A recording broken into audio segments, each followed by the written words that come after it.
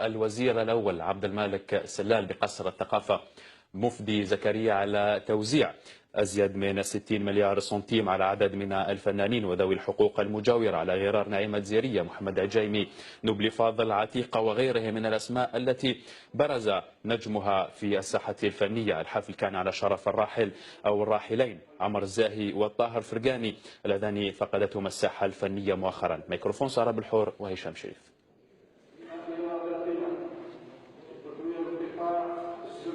هي حاجه مليحه بور لي زارتيست، تكريم توجور مليح باش كما نقولوا الفنان توجور يبدع توجور، باسكو سي صا بلا هادو الفنانين ما نقدروش نمدوا لا ولا دونك كيعاونوا الفنانين كما هكا. هاد التكريم مليح ان توكا. جينا من الجنوب الجزائري من تيميمون، جينا لتكريم يعني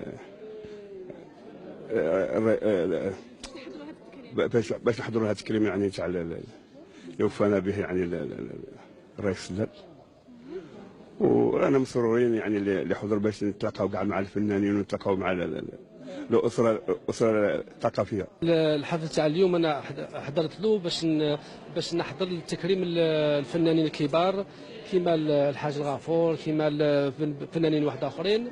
دونك هذه حاجه مليحه، وكمان هذا الفنانين هما اللي مدوا لنا كيما نقولوا حنا لونفي باش نديروا هذا لاكارير اللي درناها.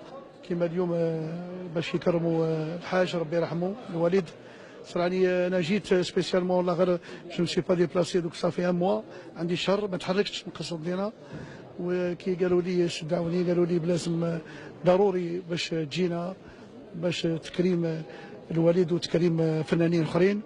جيت باش لبيت في الدعوه باش نكون حاضر. فاتة جميلة، وهذا يدل بأنه أولا تعطينا حافز آخر ولو أن نكرموا آخرين أكبر منا شوي سنا وفنا، هذا يعطينا باش نزيدوا نخدموا. هسا كي غير نقش وطحا قلبي لامر إن شاء الله هذا نونك المؤمنين. الحفلة يسفراحن الحفلة قد كاين الفنانين العالي يريد ربي ذ قبريه النية هي لهاني لهان.